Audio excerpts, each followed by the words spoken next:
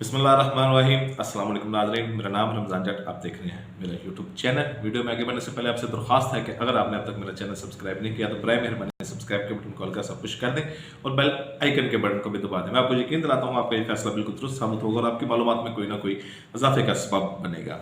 मुराद सईद के ऊपर जो घटिया इल्जामात लगाए गए उसके ऊपर हर पाकिस्तानी का दिल दुखा है और हर पाकिस्तानी का सर शर्म से झुका भी हुआ है। वो चाहे इमरान खान का मुखालिफ है या इमरान खान का हमैती है, चाहे वो मुराद सईद का मुखालिफ है या मुराद सईद का हमैती है, हर बंदा ये सोच रहा है इतने बड़े प्लेटफॉर्म पर बैठकर ऐसी बातें नहीं करनी चाहिए। और बातें करने वाले में कौन थे वो मैं आज आपको बताऊंगा कि गरीदा फरूकी वो हैं जिनके ऊपर हमेशा स्कैंडल बनते रहे और ये कुछ ना कुछ अरसे बाद स्कैंडल की जद में आ गई है।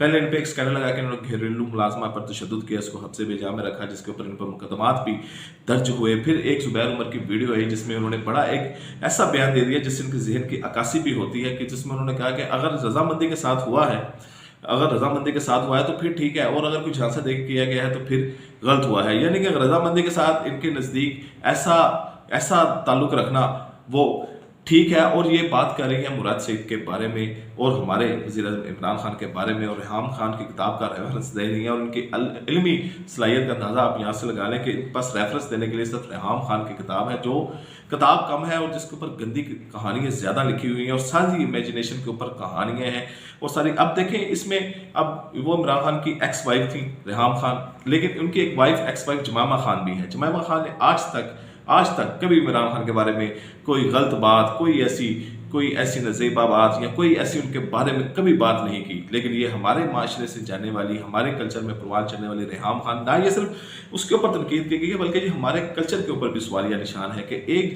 जमाइमा खान जो एक गैर मुस्लिम थी जिसने आज तक इमरान खान के बारे में बात नहीं की, और ये एक हमारे कल्चर में और हमारी रवायात में पली बढ़ी ये रेहाम खान ने जैसे ही इमरान खान से अलहदगी हुई तो उसने एक ऐसी गंदी किताब उसके बारे में लिखी जिसमें उसने बहुत से लोगों को गंदा करने की कोशिश की।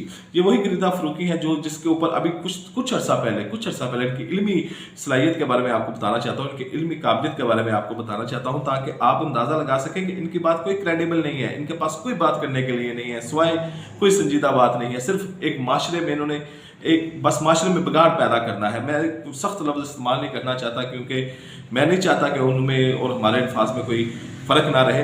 ये एक DGIA से चेंज हो रहे थे तो उन्होंने एक ट्वीट किया जिसमें उन्होंने बड़ी खालिस्तान उर्दू बोली, बड़ी एक ज़बरदस्त किस्म की उर्दू उन्होंने लिखी ट्वीट में। लेकिन उस वक्त एक सहाफ़ी है बशीर जिन्होंने उसका ये भांडा फोड़ा और कहा कि ये तो किसी दूसरे फौजी अफसर ने मुबारकबाद दी है DGIA को, जब नदीम बाबर DGIA से बने थे तो उसको मुबारकबाद दी है, तो उसकी कॉपी करके इन्होंने अपने ट्वीट के ऊपर पेस्ट करके उसको इन्होंने ट्वीट किया, जिसकी वजह से इनकी इल्मी काबिलियत का भी लोगों ने अंदाजा लगा लिया कि ये एक ट्वीट लिखने के भी काबिल नहीं है और शायद इनके पास ट्वीट लिखने के लिए भी एक रिसर्चर की बड़ी टीम हो।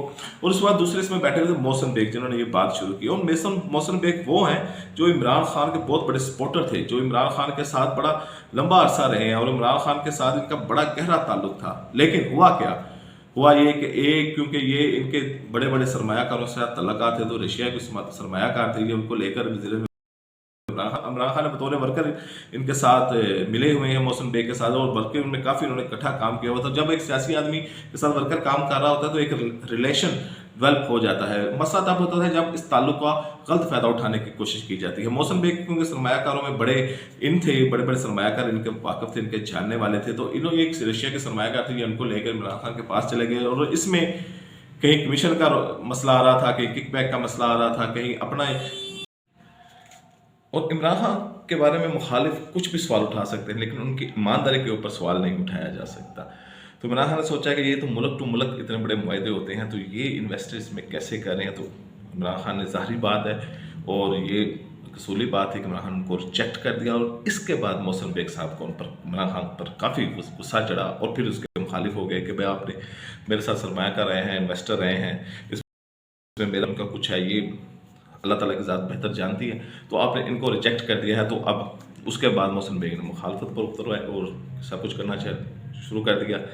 गरीदा फरूक ने उनका खैर एक एजेंडा रहा है PTA के बारे में, इमरान खान के बारे में, और इसके ख़िलाफ़ ये बातें करती रही हैं। इफ्तिखार अहमद भी ऐसी, क्योंकि ये नून लीग के साथ काफ़ी इनकी वाबस्तगी रही है और ये बरमला होते हैं। और लेकिन इसमें एक अमजद शेर साहब के बैठे हुए थे। अमजद शेर साहब एक बड़े सीनियर और एक इदारे से वो बचता रहे हैं, तो उनको इस सिचुएशन को कंट्रोल करना चाहिए था कि ये हम लाइव मीडिया पर बैठे हुए हैं, एक नेशनल मीडिया पर बैठे हुए हैं और हम अपने अवाम के नुमाइंदों के बारे में बात कर रहे हैं। गरीदा फरूकी और मौसम बेग जिन्होंने ये सारी बात शुरू की थी, उनके बारे में मैंने आपको बताने की कोशिश की है। अगर आपको वीडियो पसंद आई है तो मेहरबानी करके मेरे चैनल को सब्सक्राइब कर दें। इजाज़त दें, अल्लाह हाफिज़।